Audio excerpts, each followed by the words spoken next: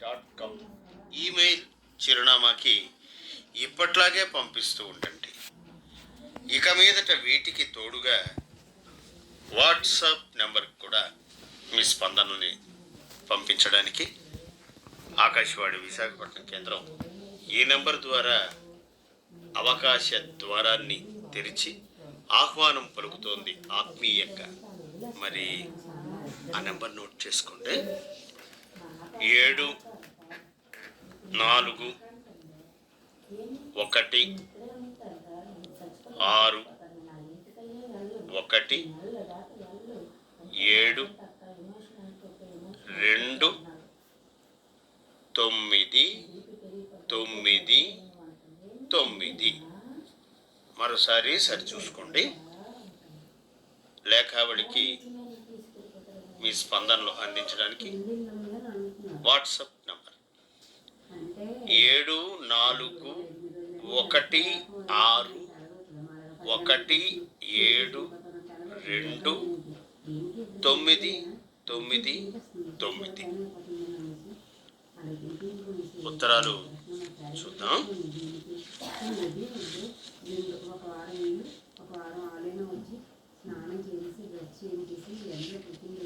ఈ ఉత్తరం గంగలకూరు నుండి రాశారు. కార్యక్రమాలన్నీ కూడా బాగుంటున్నాయి, చాలా సంతోషం అండి అని. మరి వారు స్పష్టంగా రాసి ఉంటే ఈ అభిమాని గురించి మనం తెలుసుకునేవాడు. ఈ ఉత్తరం అంటే ఈ ఉత్తరం అని కాదు, ఈమెయిల్ ఉత్తరం కూడా కదా.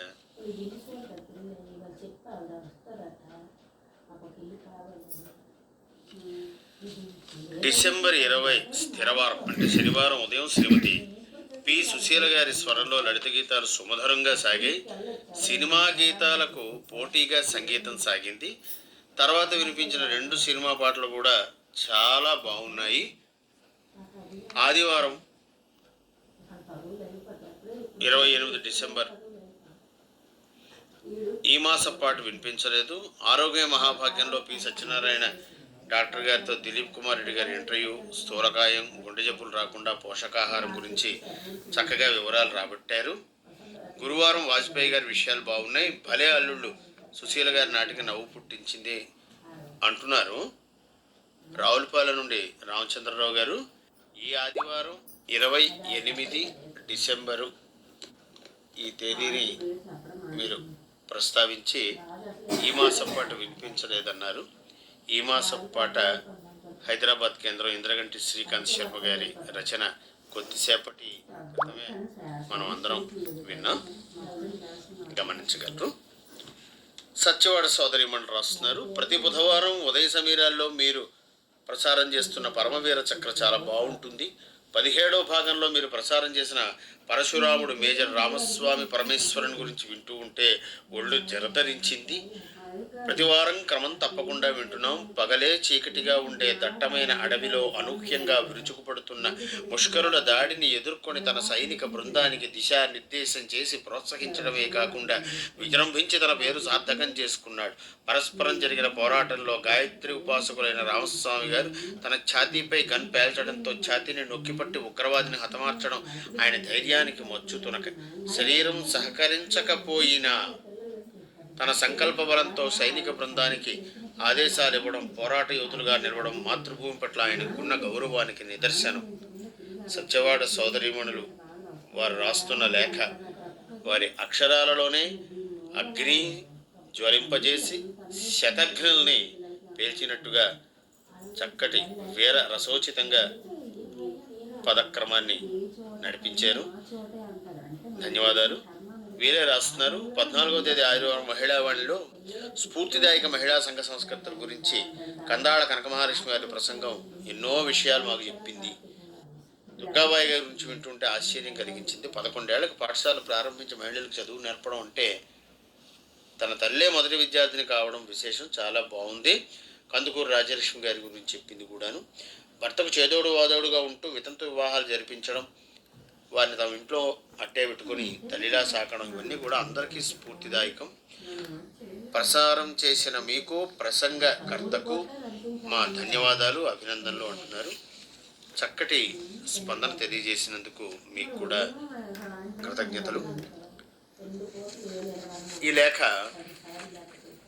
శ్రీరామ్ శ్రీనివాసరావు, తన్షిక, తన్విక, చార్వాక్, వసుంధర, అమజూర్, శిరీష, శంకర్రావు, శ్యామ్ సౌడి శృంగవరం కోట నుండి రాస్తున్నారు. నమస్కారాలండి. 14వ తేదీ లేఖావళిలో మరి స్పందనలు మేము అనివార్య కారణాల వల్ల వినలేకపోయాం. యూట్యూబ్లో చూసే లేదా వినే అవకాశం కల్పించాలని కోరుకుంటున్నాం. ప్రతి ఆదివారం మీరు ప్రసారం చేసే ఉదయ సమీరాల్లో చాలా బాగుంటున్నాయి. ఇవన్నీ యూట్యూబ్లో పోస్ట్ చేయమని కోరుకుంటున్నాను. ఆదివారం ప్రసారం చేసిన లేఖావళి కార్యక్రమం నేను వినలేకపోయానని చాలా బాధపడుతున్నాను. యూట్యూబ్లో పెట్టగలరు అని వీరు అభ్యర్థిస్తున్నారు. అధికారులు ఈ విషయాన్ని గమనిస్తారండి. ఈ నెల 22 సోమవారం ఉదయం భక్తిరంజన్లు భక్తి గీతాలు చాలా బాగున్నాయి. ఉదయ సమీరాల్లో నేటి మాట, మంచు ప్రాంతాలు, కొంత డబ్బు, వాస్తు లెక్కలు, శ్రీనివాస రామానుజం గురించి ఎన్నో విషయాలు చెప్పారు. రజని కథానిక కథ ఇతివృత్తం చాలా బాగుంది. పల్లెసీమల కార్యక్రమంలో లలిత గీతాలు అన్నీ బాగున్నాయండి అని తిరుపతి నుంచి శ్యామలా ప్రకాష్, అశ్విని, ఆనంద్, మౌన్ రాస్తున్నారు. ధన్యవాదాలు. విశాఖపట్నం నుంచి శ్రీ విద్య గారు రాస్తున్నారు. అమ్మ వేలునామ ఈ నెల 21ని ప్రసారమైన ఈ నాటకానికి శ్రోతల ఆదరణ, వారి గుండె చప్పుళ్ళు, స్పందనలు కలగలిపి ఆత్మీయంగా వెలువరెత్తే చాలా బాగుంది. గుండె కింద తడిని తట్టి లేపినట్టుగా చాలా అర్థవంతంగా, అందంగా పాత్రల యొక్క ఔచిత్యాన్ని చాలా చక్కగా వ్యక్తీకరింపజేశారు ఈ శ్రవ్య నాటికలో. ఆకాశవాణికి రూపొందించిన వారికి ధన్యవాదాలు అంటున్నారు శ్రీ విద్య గారు విశాఖపట్నం నుంచి. అలాగే సురేష్ రావు గారు విశాఖపట్నం నుంచి చాలా బాగుందండి. అమ్మ వీలునామ 3 గంటలకి ప్రసారం చేశారు 21వ తారీఖుని. బలమైన భావోద్వేగాలకు గాత్ర దర్పణాలు పడుతూ అత్యున్నతమైనటువంటి ప్రేమకు, త్యాగాలకు, విలువలకు, కుటుంబ జీవితాల్లోని మమతానురాగాలకు పటం కట్టినట్టుగా ఉన్న ఈ ప్రసార మాధ్యమ నాటకం అలరించింది, మీదు మిక్కిలి ఆలోచింపజేసింది. ధన్యవాదాలండి. కె శివప్రసాద్ గారు రాస్తున్నారు.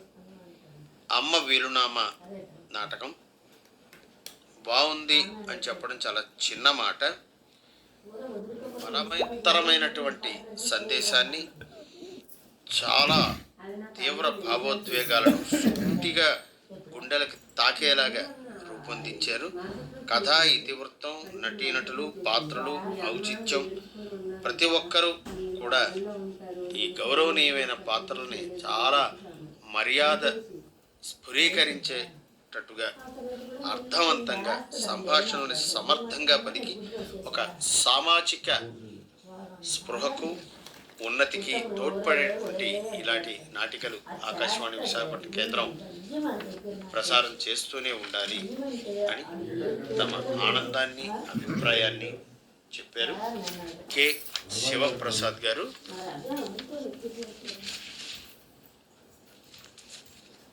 విశాఖపట్నం మువ్వలవానిపాలెం కాలనీ నుండి హరిప్రియ గారు ఆకాశవాణి విశాఖపట్నం కేంద్రం ఇలాంటి నాటకాలను ప్రసారం చేయడం ద్వారా నాణ్యత కలిగిన ప్రసారానికి చేసిన వాగ్దానంలా ఉంది అని తమ ఆనందాన్ని చెబుతున్నారు. అమ్మ వీలునామ నాటకం గురించి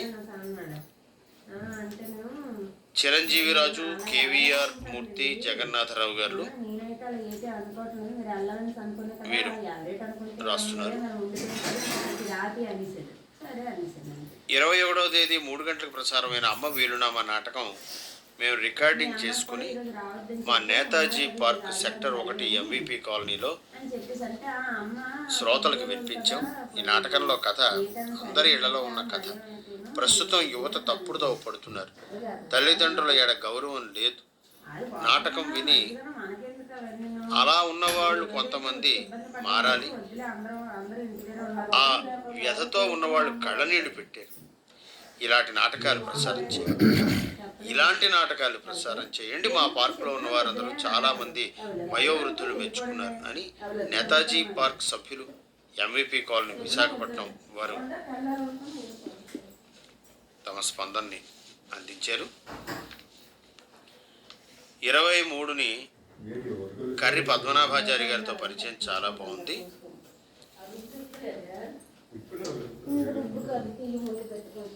పరిచయ కార్యక్రమం నిర్వహించిన బేతా రామసూర్య ప్రకాశ్రావు గారు వారి జీవిత విశేషాల గురించి మంచి ప్రశ్నలు అడిగి సమాధానాలు రాబట్టారు.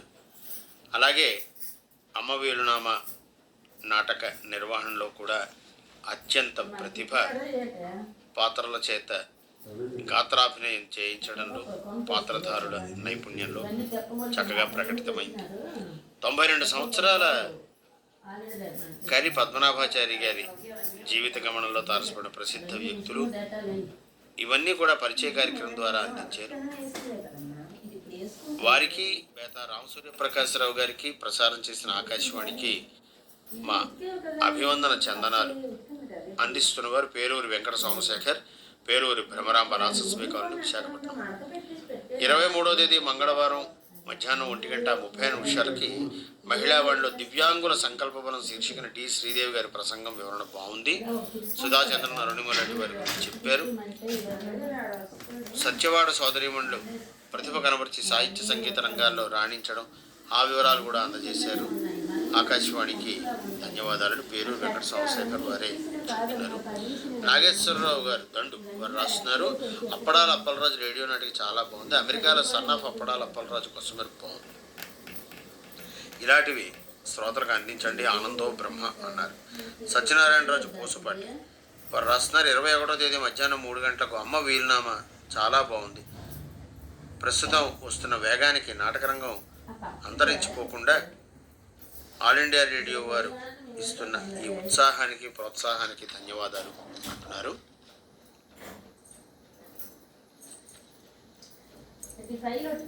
సిరాఫ్ శ్రీనివాసరావు, చార్వాక్, వసుంధర, తన్షిక వీరంతా కూడా నాటికలు చాలా బాగున్నాయి. 25వ తేదీ ఉదయ సమీరాల్లో భలే అల్లుళ్ళు నాటిక చాలా బాగుంది, ఆకట్టుకుంది. నిర్వహించిన కాకరపు సత్యనారాయణమూర్తి గారు ప్రత్యేక అభినందనలు అంటున్నారు. తప్పకుండా అంట్యాకుల రాజేశ్వరరావు గారు, అంట్యాకుల పైడిరాజు గారి వర్ధంతి సందర్భంగా ఉదయ సమీరాల్లో నేటి మాట 26వ తేదీ చాలా అద్భుతంగా ఉంది. నాన్నగారి జీవిత విశేషాలు విని ఇంటిలిపాది కన్నీటితో పాటు ఆనంద బాష్పాలు అన్నారు. ధన్యవాదాలు. విష్ణుభట్ల సుగుణ గారి ఎండాడు విశాఖపట్నం 26వ తేదీ ప్రసారమైన నేటి మాట బాగుంది. జలియన్ వాలాబాగ్ ఉదంతం తర్వాత అంట్యాకుల పైడిరాజు గారి వర్ధంతి సందర్భంగా జీవిత విశేషాలు, పల్లెపడుచుల ఆహార్యం, అలంకరణ, తడి చుట్టూ అంచులు జాలు వారి నీటి ముత్యాలు ఇవన్నీ అంట్యాకుల వారి కళా చిహ్నాలు కళ్ళ ముందు కళకళలాడి అన్ని కార్యక్రమాలు బాగుంటున్నాయి. మంచి మంచి విశేషాలు ప్రముఖుల గురించి చెప్తున్నారు. నూతన ఆంగ్ల సంవత్సర శుభాకాంక్షలు అంటున్నారు విష్ణుభట్ట సుగుణ గారు. అందరికీ అందరి తరపున మీకు కూడా అండి. కె శివప్రసాదరావు గారి రాస్తున్నారు. చాలా అద్భుతంగా ఉంది అమ్మ వీరునామ. ఎన్ని వాక్యాలు రాసినా ఎంత వ్యాఖ్యానం చేసినా తరగదు. అద్భుతమైన నాటకాన్ని ప్రసారం చేసిన ఆకాశవాణికి ధన్యవాదాలు. మీకు కూడా సంతోషం అండి. మీ ప్రోత్సాహమే ఆకాశవాణికి నిరంతర ప్రసార నిర్మాణానికి దోహదం చేసే పౌష్టికాహారం.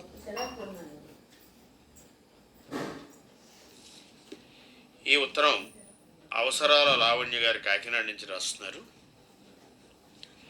నేటి మాట శీర్షికన గరిమండ సత్యనారాయణ కవి గారి జీవిత విశేషాలు, రాంభట్ల గారి వ్యాఖ్యానం, అద్భుతంగా ఉంది.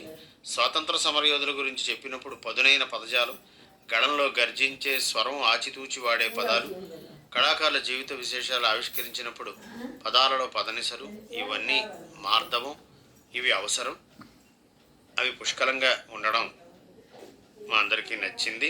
అభినందనలు అంటున్నారు. వారి తరపున, ఆకాశవాణి తరపున మీకు ధన్యవాదాలు. ప్రతి బుధవారం పరమవీర చక్ర గురించి మస్తానరెడ్డి గారి వివరణ, అంతకుముందు వారి వ్యాఖ్యానం చాలా బాగుంది. 17 సుబేదార్ యోగేంద్ర సింగ్ యాదవ్ గారి దేశభక్తి సాహసం వింటే ఒళ్ళు గగురు పొడిచింది.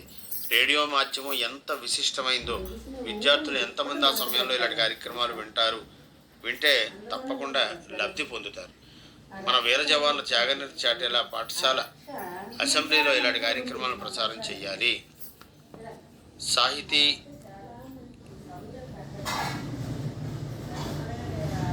వైభవంలో తెలుగుదనానికి ఏమీ తక్కువ లేదు. భాషా పటిమ, సాహిత్య జ్ఞానం పరిపుష్టంగా ఉన్నవారు రేడియో విశాఖపట్నంలో ఉండడం అదృష్టం అని తమ ఆనందాన్ని, అభిప్రాయాన్ని తెలియజేస్తున్నారు. ఇవి లేఖావళి కార్యక్రమంలో వచ్చిన కార్డులు, ఈమెయిళ్ళు. ఇప్పట్లాగే